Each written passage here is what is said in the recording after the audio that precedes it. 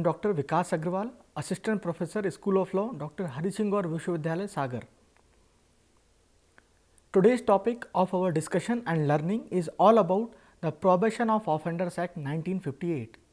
The presentation in this episode will follow the following order: Module 1, Meaning and Concept of Probation; Module 2, Object of Probation; Module 3, Probation System in other countries; Module 4, Probation System in India; Module 5, the Probation of Offenders Act 1958, and the last module is about conclusion.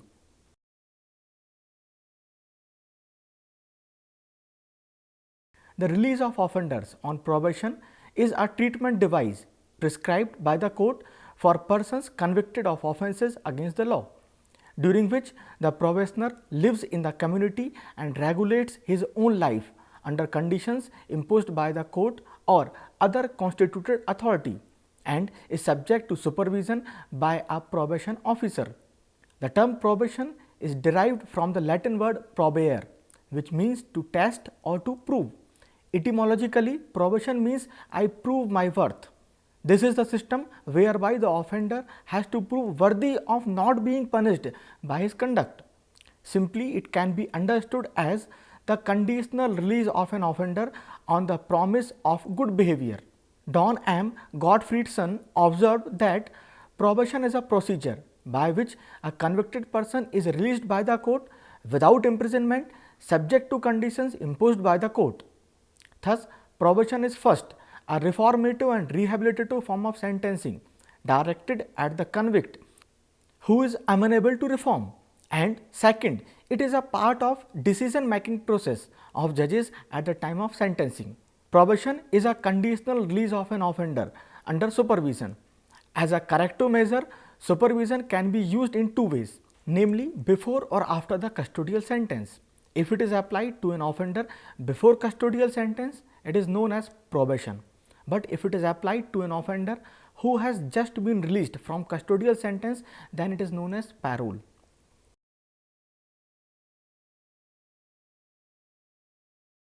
The object of criminal law is more to reform the offender than to punish him. Instead of keeping an accused with the hardened criminals in a prison, court can order personal freedom on promise of good behavior, and can also order a period of supervision over an offender. This is what we generally know as probation.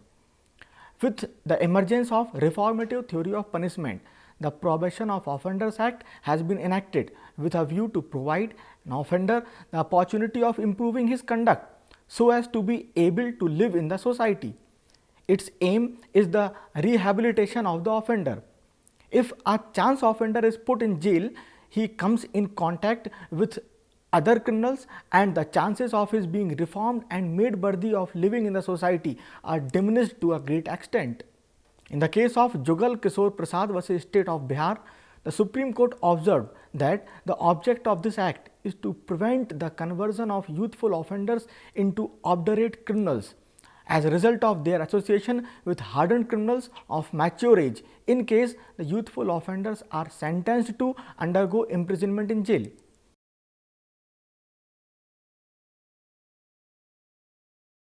America and England are the pioneer countries to introduce the statutory regulations regarding probation.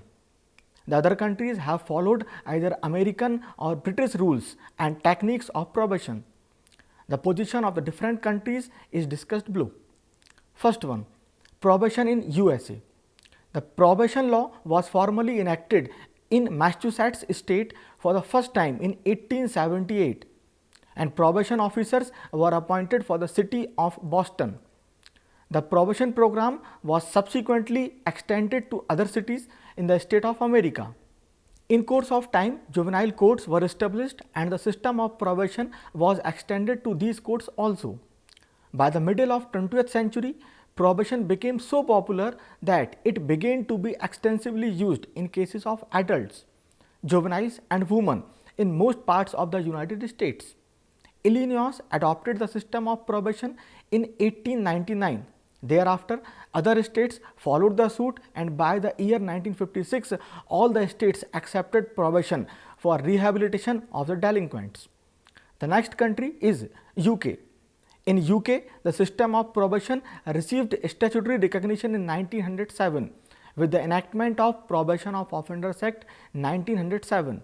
At Birmingham, however, a separate court for the trial of teenage criminals was established earlier in 1905. The Probation of Offenders Act 1907 provided that an offender could be discharged on probation either after certain sentence being imposed on him or even before the imposition of sentence. His release on the probation could either be absolute or conditional depending on his antecedents, character, age, physical and mental condition and the circumstances which prompted him to commit the offence. Probation officers were separately appointed for adults and children. The Act was amended in 1908 and again in 1914. With the enactment of Criminal Justice Act 1948, probation was extended throughout England as a measure of correctional method of treatment. The next one is probation in New Zealand. New Zealand enacted early probation statute in 1886. The Act of 1886, which was limited only to first offenders, was replaced by the Probation of Offenders Act 1920. It is said to be the first country in the world to follow Massachusetts in making statutory provision for the introduction of a full-fledged probation system. The next is probation in Australia. In Australia, legislation was introduced in 1901 dealing with the conditional release of offenders on their own recognizance. The legislation was made to apply to first offenders and supervision was exercised by the police. In Australia, the adult probation has not developed into an official, full-time and professional service. However, full-time salaried probation officers are appointed for the supervision of adult probationer in Tasmania. The next is probation in Canada. In Canada, statutes regarding probation were enacted in early 1889. They were based on the British Probation of First Offenders Act 1887. A special legislation providing for the appointment of probation officers for the supervision of adult offenders was adopted in Ontario in 1922 and in British Columbia in 1946. The duty of probation officer is to carry out a preliminary investigation into the social and personal circumstances of convicted offenders. The next is probation in Japan. The Japanese Code of Criminal Procedure 1922 expressly stipulated the discretionary power of the public prosecutor in matters of suspension of prosecution and execution of sentence. The offenders, particularly the juvenile delinquents, are placed under probationary supervision. The system of granting probationary supervision to those who are granted suspension of the execution of sentence was fully introduced in Japan in 1955. Almost 20% offenders are allowed probation under supervision, while 80% are given probation without supervision. There is a network of probation supervision officers to look after the probationers.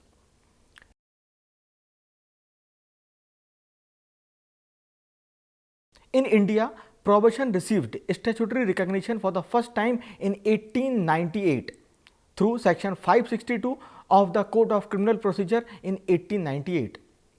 This section provided, in any case in which a person is convicted of theft in a building, dishonest misappropriation of property, cheating or any other offence under the IPC punishable with not more than 2 years imprisonment before any court and no previous conviction is proved against him, if it appears to the court before whom he is so convicted that regard being had to the youth, character and antecedents of the offender, to the trivial nature of the offence and to any extenuating circumstances under which the offence was committed, it is expedient that the offender be released on probation of good conduct, the court may, instead of sentencing him at once to any punishment, direct that he be released on his entering into a bond with or without sureties, and during such period not exceeding 1 year, as the court may direct, to appear and receive sentence when called upon, and in the meantime to keep the peace and be of good behavior.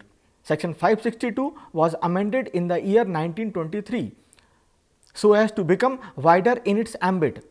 The amended section was in the following terms: when any person not under the age of 21 years is convicted of an offence punishable with fine only or with imprisonment for a term of 7 years or less, and or when any person under 21 years of age or any woman is convicted of an offence not punishable with death or imprisonment for life and no previous conviction is proved against him, if it appears to the court before which he is convicted regard being had to the age, character or antecedents of the offender and to the circumstances in which the offence was committed, that it is expedient that the offender should be released on probation of good conduct, the court may, instead of sentencing him at once to any punishment, direct that he be released on his entering into a bond with or without sureties to appear and receive sentence when called upon during such period not exceeding 3 years,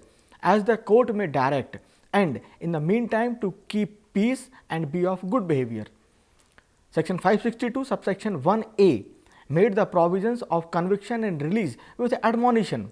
In any case in which a person is convicted of theft, theft in a building, dishonest misappropriation of property, cheating or any offence under the Indian Penal Code punishable with not more than 2 years imprisonment or any offence punishable with fine only and no previous conviction is proved against him, the court before which he is so convicted may, if it thinks fit, having regard to the age, character, antecedents or physical or mental condition of the offender and to the trivial nature of the offence or any extenuating circumstances under which the offence was committed, instead of sentencing him to any punishment, release him after due admonition. The same provisions with regard to the probation and admonition were included under section 360 of the new code, that is the Code of Criminal Procedure 1973. The central government in the year 1931 for enacting a separate law for the release of offenders on probation of good conduct got a draft bill prepared, which was sent to the provinces for eliciting the opinion.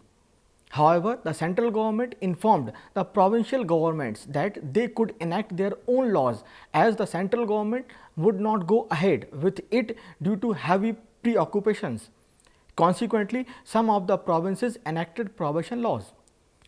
After the Indian independence, the Probation of Offenders Act was enacted in the year 1958 by the Parliament of India. The central government, instead of implementing the act itself in the states, impressed upon them to adopt the act in the interest of bringing the uniformity throughout the country. Section 18 of the Probation of Offenders Act provides that this act will be applicable to those states only who have adopted it, and in all the other states section 360 of the CRPC will apply. Now we will discuss some of the important provisions of the Probation of Offenders Act.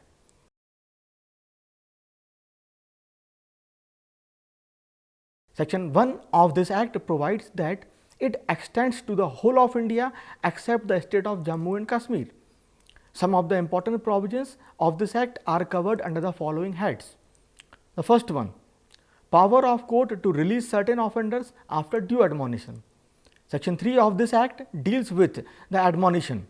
It provides that when any person is found guilty of having committed an offence punishable under section 379 or section 380 or section 381 or section 404 or section 420 of the Indian Penal Code, or any offence punishable with imprisonment for not more than 2 years, or with fine, or with both under Indian Penal Code or any other law, and no previous conviction is proved against him, and the court by which the person is found guilty is of the opinion that having regard to the circumstances of the case, including the nature of the offence and the character of the offender, it is expedient so to do, then notwithstanding anything contained in any other law for the time being in force, the court may, instead of sentencing him to any punishment or releasing him on probation of good conduct under section 4, release him after due admonition.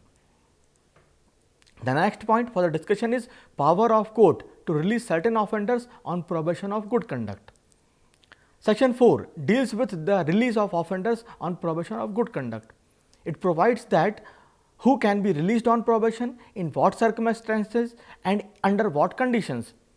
Section 4 subsection 1 reads as follows: when any person is found guilty of having committed an offence not punishable with death or imprisonment for life, and the court by which the person is found guilty is of the opinion, having regard to the circumstances of the case, including the nature of the offence and the character of the offender, it is expedient to release him on probation of good conduct, then, notwithstanding anything contained in any other law for the time being in force, the court may, instead of sentencing him at once to any punishment, direct that he be released on his entering into a bond with or without sureties to appear and receive sentence when called upon during such period not exceeding 3 years, as the court may direct, and in the meantime to keep the peace and be of good behavior. Subsection 2 of section 4 requires the court, before releasing under subsection 1, to consider the report, if any, of the probation officer concerned in relation to the case. Subsection 3 provides for the supervision on the probationary. It provides that when a probation order is made, the court may, if it is of the opinion that in the interest of the offender and of the public it is expedient so to do, pass a supervision order directing that the offender shall remain under the supervision of a probation officer during such period not being less than 1 year as may be specified in the order, and may in such supervision order impose such conditions as it deems necessary for the due supervision of the offender. Subsection 4 empowers the court to require the offender to enter into a bond with or without sureties to observe the conditions specified in the order given under subsection 3, and such additional conditions with respect to the residence, abstention from the intoxicants or any other matter as the court may consider fit to impose for preventing a repetition of the same offence or a commission of other offences by the offender. The next point for the discussion is power of court to require released offender to pay compensation and costs. Section 5 makes provision for the victim compensation. This is a similar provision as is given under section 357 of the Code of Criminal Procedure. However, under section 357, the offender can be ordered to give compensation to the victim when he is sentenced. In case the offender is not sentenced but released on probation, then section 357 will not apply. In that situation, section 5 of the Probation of Offenders Act provides for the compensation to the victim of crime. It provides that the court directing the release of an offender after admonition or on probation may, if it thinks fit, make at the same time a further order directing him to pay, first, such compensation as the court thinks reasonable for the loss or injury caused to any person by the commission of the offence, and second, such costs of the proceedings as the court thinks reasonable. Subsection 2 provides that the amount ordered to be paid under subsection 1 may be recovered as a fine in accordance with the provisions of section 386 or section 387 of the Code of Criminal Procedure. The next point of this act is restriction on the imprisonment of offenders under 21 years of age. As section 4 provides for the release of offenders of any age on probation of good conduct, but that is a discretionary power of the court. Section 6 imposes limits on this discretionary power of the court and imposes a restriction on the imprisonment of offenders under 21 years of age. Section 6 provides that when any person under 21 years of age is found guilty of having committed an offence punishable with imprisonment but not imprisonment for life, the court by which the person is found guilty shall not sentence him to any imprisonment unless it is satisfied that having regard to the circumstances of the case, including the nature of the offence and the character of the offender, it would not be desirable to deal with him under section 3 or section 4, or if the court passes any sentence of imprisonment on the offender, it shall record its reason for so doing. The next point for the discussion is the appointment of probation officers. Section 13 deals with the appointment of probation officers. It provides that a probation officer under this act shall be, first, a person appointed to be a probation officer by the state government or recognized as such by the state government, or a person provided for this purpose by a society recognized in this behalf by the state government, or third, In any exceptional cases, any other person who, in the opinion of the court, is fit to act as a probation officer in the special circumstances of the case. Now, we will discuss the duties of probation officers. Section 14 of the Probation of Offenders Act provides for the following duties of the probation officers, that is, first, to inquire in accordance with any directions of a court into the circumstances or home surroundings of any person accused of an offence with a view to assist the court in determining the most suitable method of dealing with him and submit report to the court.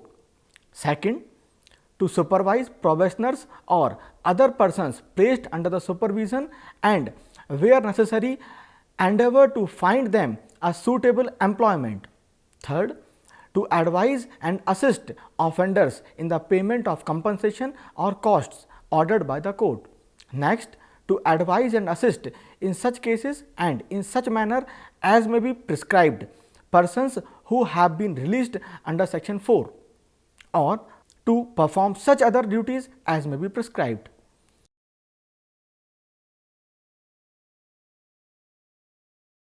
At the end, we can say that the system of probation is the result of the reformative theory of punishment. It aims at the reformation and rehabilitation of the youthful offenders. This is a system which had worldwide acceptance, such as USA, UK, Japan, Australia, etc. In India also, probation system got recognition long back in the year 1898 under the Code of Criminal Procedure 1898 and under section 360 of the Code of Criminal Procedure 1973. And in the year 1958, a separate legislation was made in this regard, named the Probation of Offenders Act 1958. This act widened the scope of probation system and it deals with the detailed procedure of releasing an offender on the probation of good conduct. With all this information, here we come to the end of today's lecture. Do keep in mind what we have discussed today. It's time for you all to do some self-study. This is Dr. Vikas Agrawal signing off. If you want to learn more and enhance your knowledge, you may log on to our website for MCQs, quizzes, LORs, that is www.cec.nic.in. Till then, goodbye.